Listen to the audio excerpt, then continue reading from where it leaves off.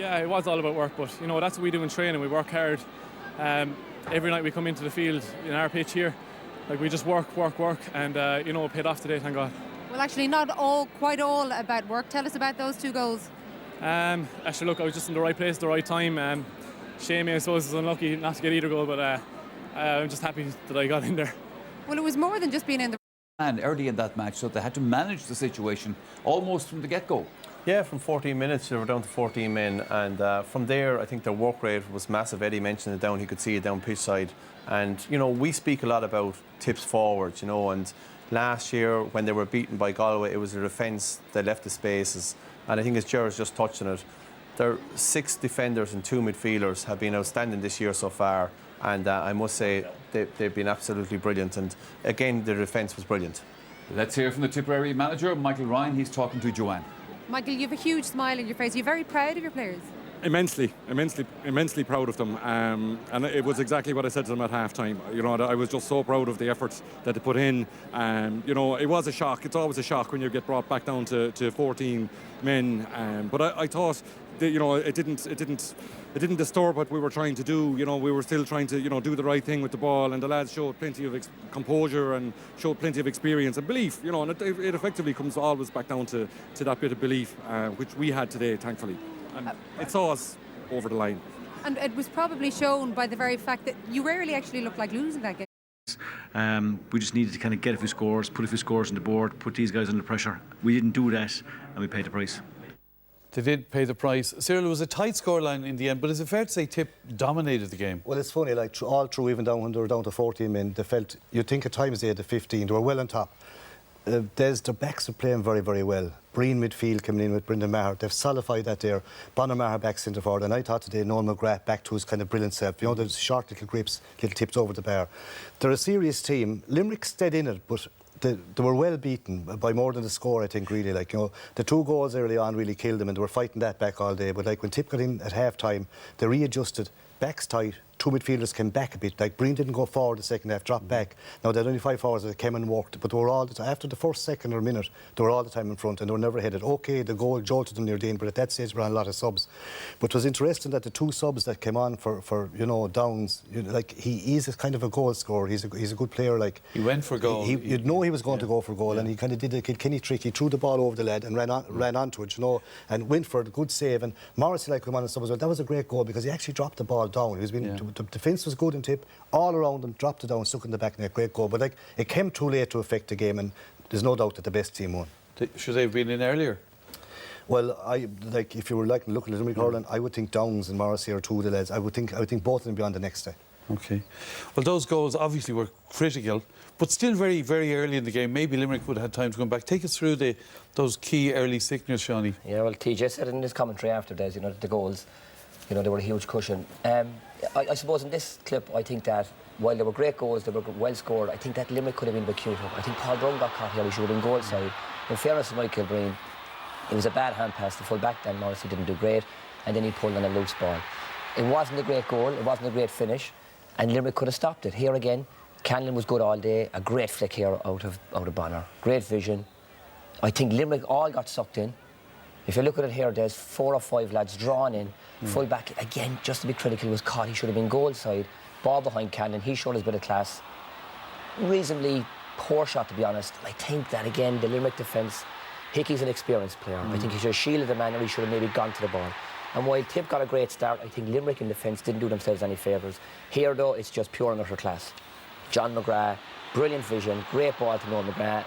For me, he's just one of the best in the country. What I liked out of Canlon here was that he took his 2 extra steps. He didn't hit it early. He brought us close to goal. You tell forwards, take your 4 steps. That's what he did.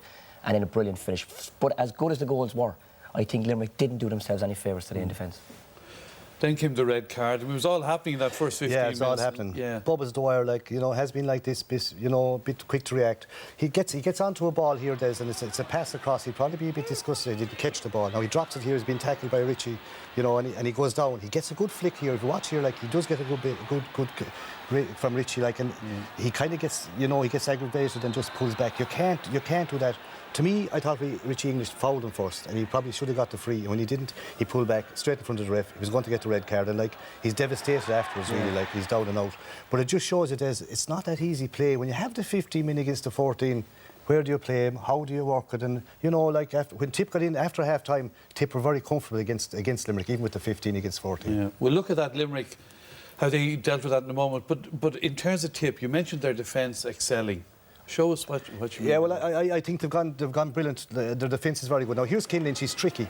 Now, maybe Brendan Maher fouls hand over the shoulder, but Lynch keeps going. He's a very tricky customer, like, and he'll hand pass it back here, you know, to Mulcahy, who gets it, has a little look up, been bottled up again to Hannon.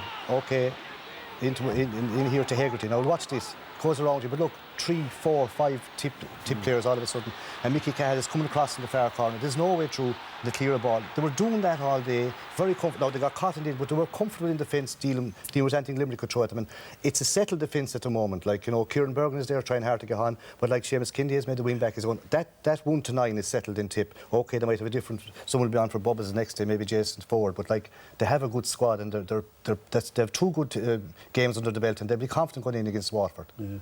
We heard from TJ Ryan after the match, and you were saying to me he must be very frustrated that some of the key players he would want to lift their game didn't maybe give the level of performance we could expect. I think so, Des. I mean, it's amazing that when they got the late goal, it was just amazing. Couldn't believe it. It was a 2-point game. I mean, they were so poor throughout the game, I felt. Their key players didn't really get into the game. Brilliant ball here out of Paul Brown. Cyril mentioned it earlier. Kevin Downs has that instinct for goal, and you could be a tiny bit critical maybe of TJ, he didn't start him. And in fairness to Tom Morrissey, he almost hit the ground a bit like Brian Cochran a number of years ago against Waterford, almost a drop shot. You know, brilliant finish. But it is frustrating if you were on the line. There was a 10-minute period after half-time when they were actually dominating. Tip only got 7 points in that second half. They didn't play that well. And if Limerick had tagged on more scores, they missed a few frees. Barry Nash had a great score at a time when it would have settled them. Yeah. So if they had maybe been a bit more clinical earlier on, that goal could have been of more importance, because at the end of the day, it was almost academic. They were still going to win. But it was an amazing game that the goal actually brought it back to 2 points, because at the time it felt like they were almost 10 points down. But that begs an interesting question. You're both agreeing that Limerick were poor today. Were Tip very good today? You see, there's Tip were playing against 15, no matter how you look at it. And like they had their best team, what they consider the best team out. Now, with Bubbles gone, then they had to readjust. And I felt the same to Shawnee looking at it. Once they get to half time with 2 or 3 points up, they'll be happy, because they'll know what to do.